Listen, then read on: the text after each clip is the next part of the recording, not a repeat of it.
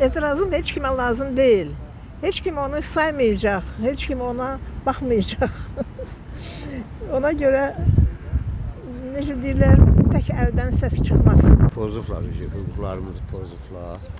Biz heç sürədə bir milləti pis günə qoyublar. Ancaq fikirləşirik ki, evə çörək pul aparaq. Düz danışanların qələmi qırılır həmişə. Düz danışanların qələmi qırılır, sözü yoxdur burada keçməyə. Azərbaycanda söz deməyə sözləri yoxdur. O qədər haqsızlıqlara qalıb, o qədər müraciət eləmişəm ki, heç bir mənası yoxdur bu dövlətə müraciət eləmək. Bildirirəm, bildirsəm də xeyri yoxdur. Elə bir adamlarla işləyirəm ki, onların əli uzundur. Mən bir dəqiqə də çıxarıb ata da bilərlər, şəhərliyə də bilərlər. Kiridə qalıram, yol süpürürəm, imkanım yoxdur, kreditim var. Başqa nə deyə bilərəm? Onsuz da bir dənə Allaha sığınıb işləyirəm balama.